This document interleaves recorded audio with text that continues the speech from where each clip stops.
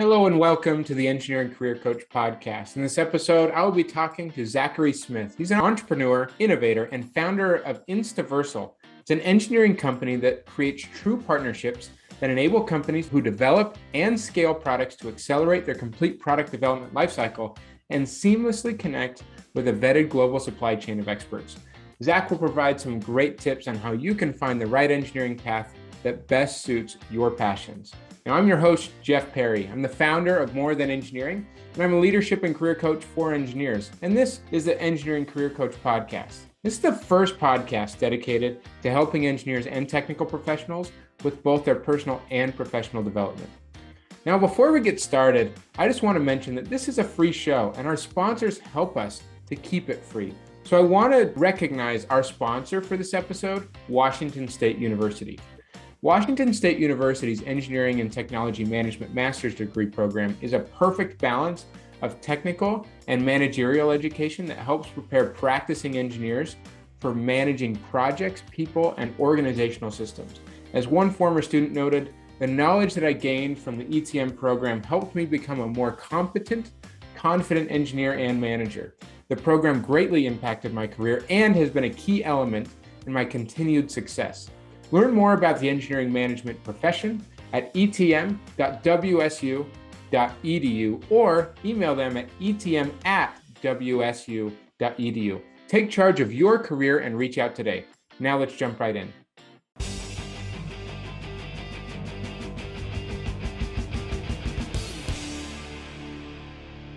Now it's time to jump right into the main segment of this episode. Today, I'm talking with Zakary Smith. Zakary, welcome to the Engineering Career Coach podcast. Thank you. I'm really excited to be here. Yeah. So, Zach, as we get started here, do you mind sharing with our audience a little bit more about what it is that you do on a daily basis? Just share in your own words. Yeah, definitely. So I'm the founder and CEO of Instaversal, which is a two-pronged business model.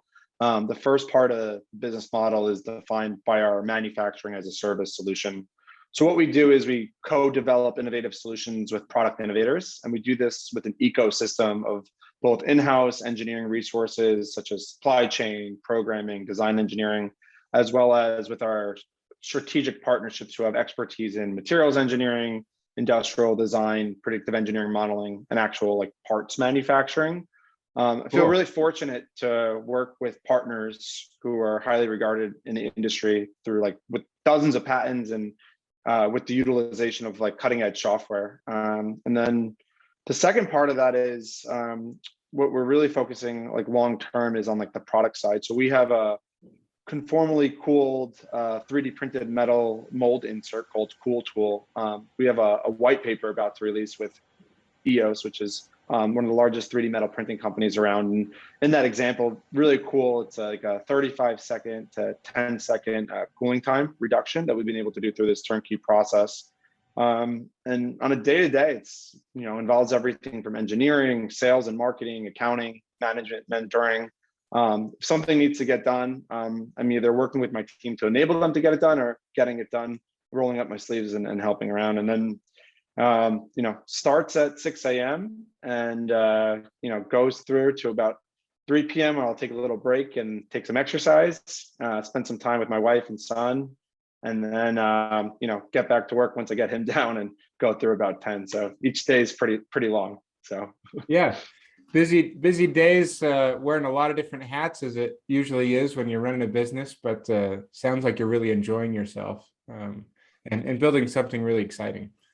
So I'm curious, in your opinion, there's so many different, engineering fields, and even within those fields, different directions and industries that people can work in. And you've worked in multiple different fields and functions yourself. I'm curious, what's your opinion on how people would best go about really choosing the right engineering career and path for them? Yeah, I think there's two main areas to focus on. The first is on skills and competencies is a really good place to start. So asking yourself, what are my natural aptitudes? And then how do I build on the strength so I can stand out? An example of this is if you are highly regarded in 3D CAD design, building on this skill is a great place to start. Fortunately, all products that are built require this. The next part I think that's equally important is interest and passion. So if you could align the skills and your competencies with your interests and passions, that's a recipe for success. So an example of this would be if you're really into renewable energy, for instance, like designing wind turbines or solar panels or electric vehicles charging stations is a great way to like head on the right direction for a career path by integrating those two.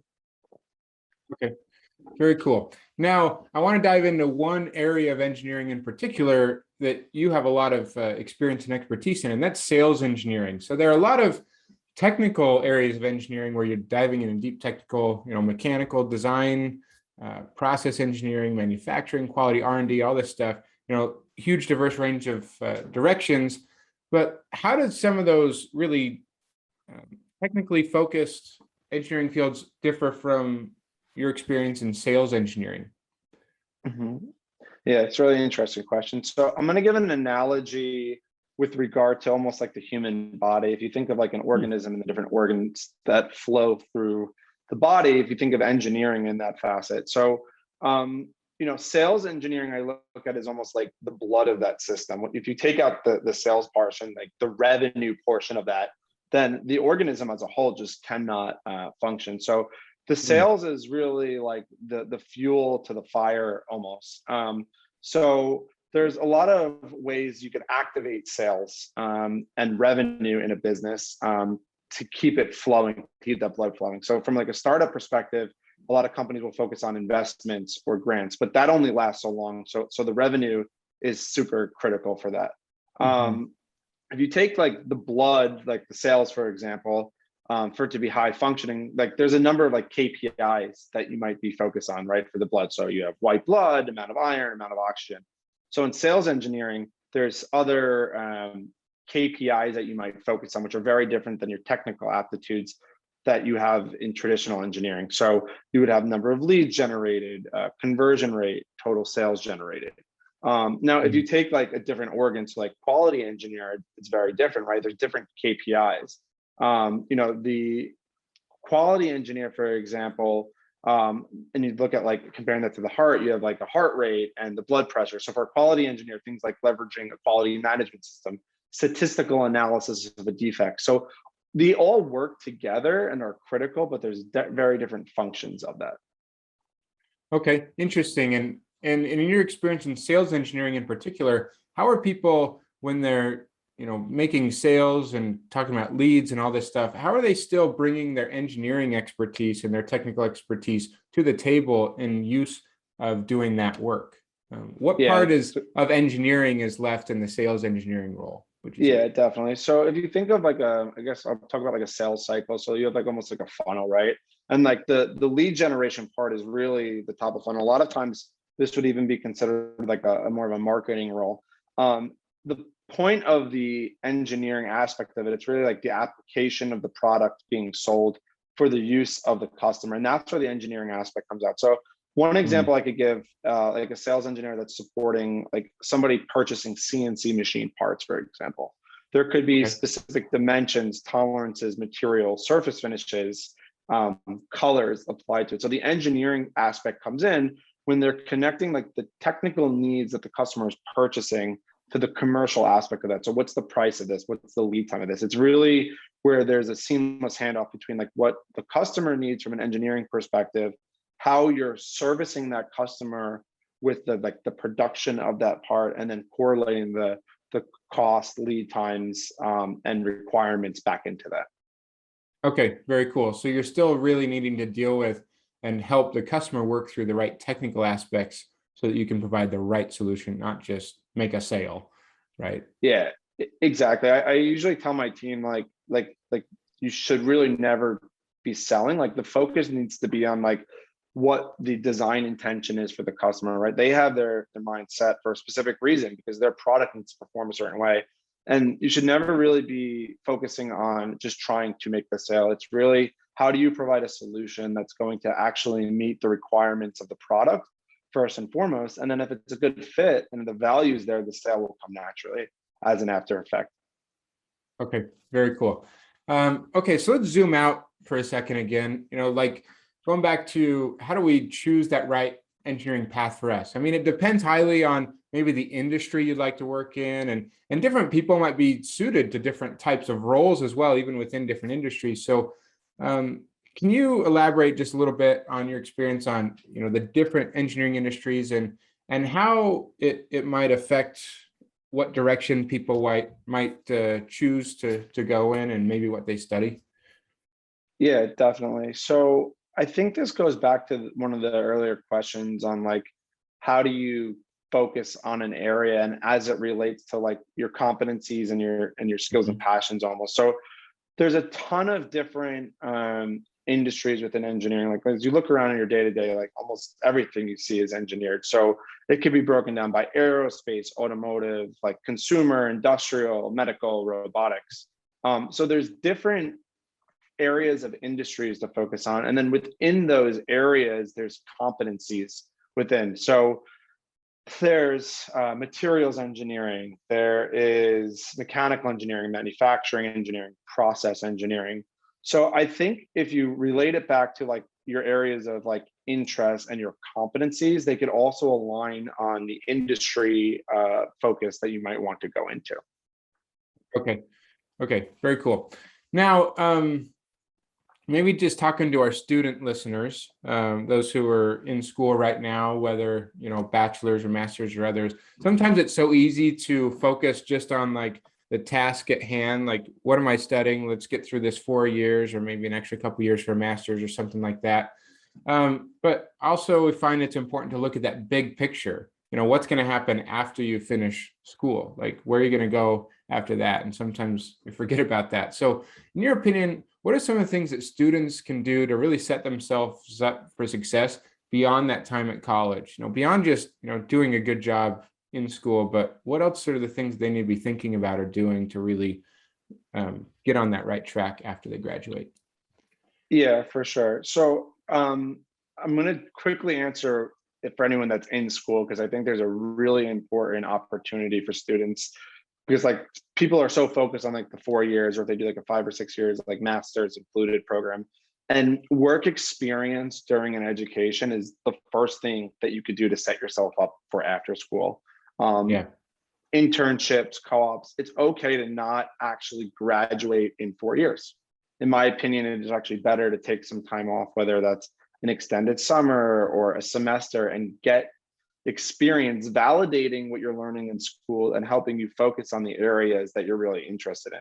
Because the application of that is going to do two things. It's going to help you focus better when you get out of school, and it's going to position you ahead of the competition when you get out, because you're not just, an undergrad that's coming into the workplace. You're an undergrad with experience, and that'll really help you stand out. At the point in which you graduate, I think there's some key things that you can actually look at to help you decide where you want to head.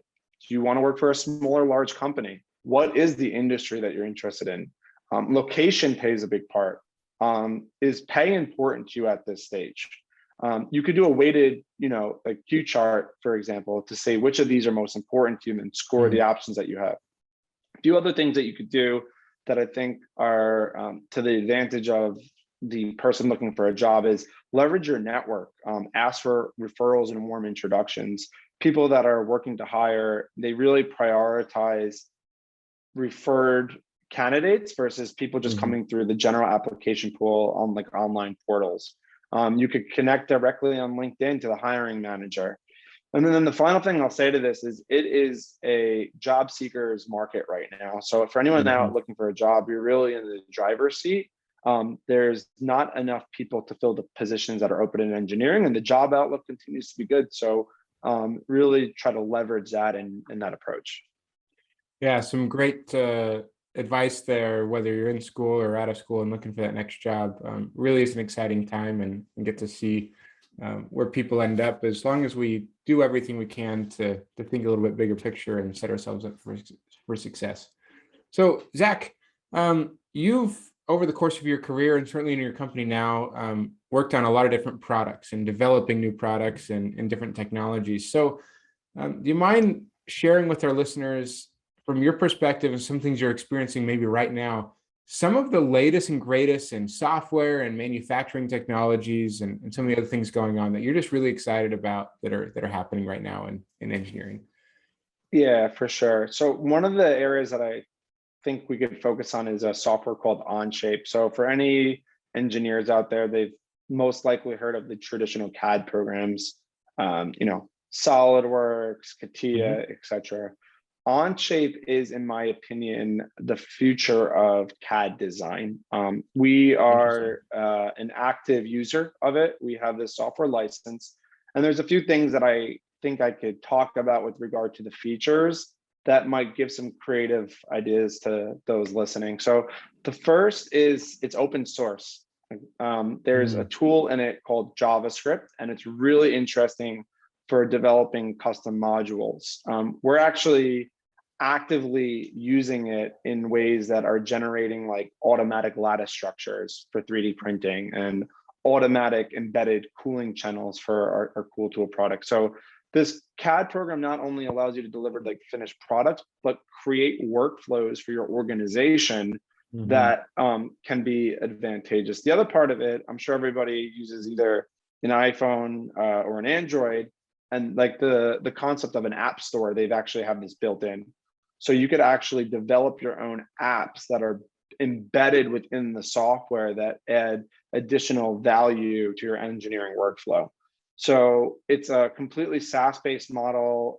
It works directly through a web browser, shareable, secure files. And I think we're going to continue to see this type of a model infiltrate like the B2B space versus the B2C space, which is what we've traditionally seen over the last decade or so.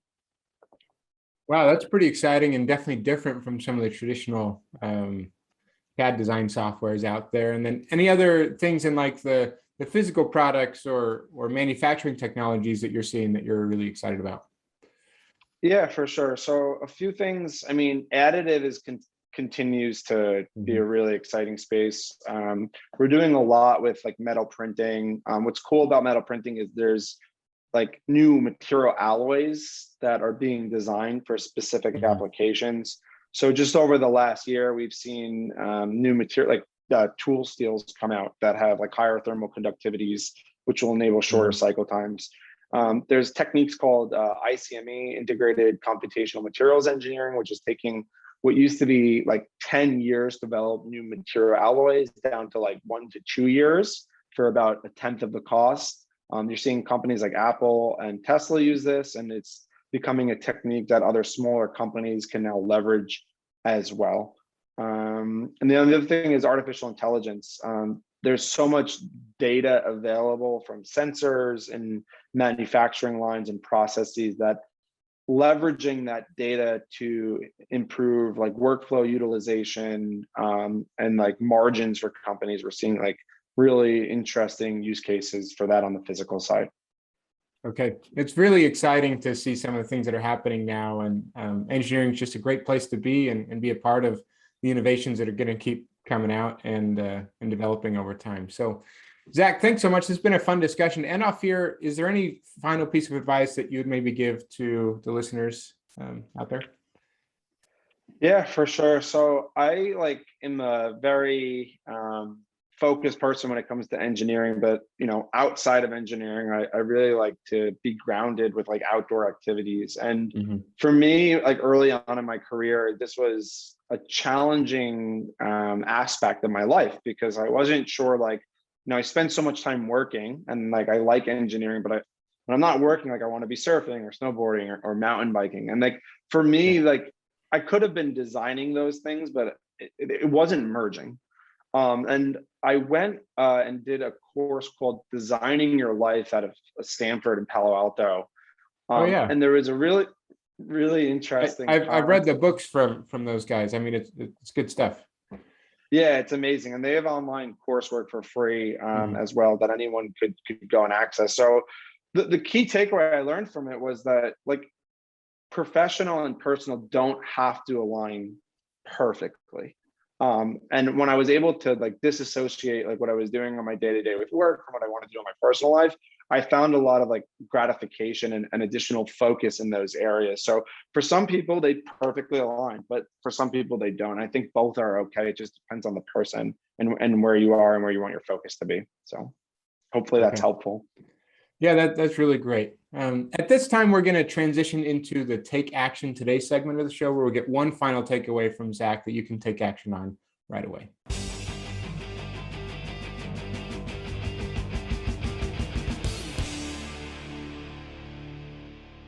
Now it's time for our Take Action Today segment of the show.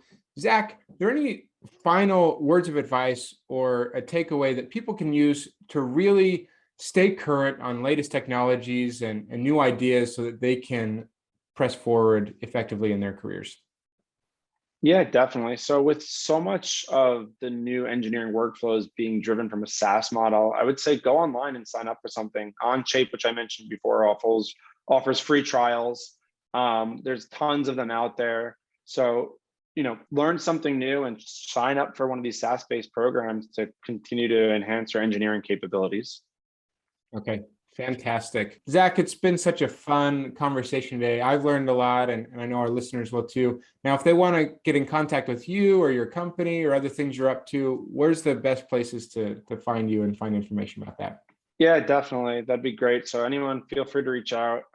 You could go to my LinkedIn. My name's Zakary Smith, Zakary Smith, or go to our website, Instaversal.com, Instaversal.com. And I really appreciate you having me on today. It's been such a pleasure to meet you and learn from you about all the leadership you're giving back to the ecosystem of engineering. And it's been a pleasure to be here today. So thank you. Yeah, so fun to have you. Thanks so much, and look forward to seeing your continued success. I hope you enjoyed the episode today. We would love to hear your feedback, comments, and questions. You can go to www.engineeringmanagementinstitute.org, where you'll find a summary of the key points discussed in today's episode, as well as links to any of the resources, websites, or other things mentioned during the episode today. And don't forget to check out our upcoming live webinar for this month at engineeringmanagementinstitute.org. Additionally, for any engineers who are struggling with unemployment or uncertain about how to make an intentional career transition, this is a great time to be thinking about this. So I've created some free training resources with an opportunity to join a more intensive program called the Engineering Career Accelerator. You can find more information at engineeringcareeraccelerator.com. Until next time, I wish you all the best in your engineering endeavors.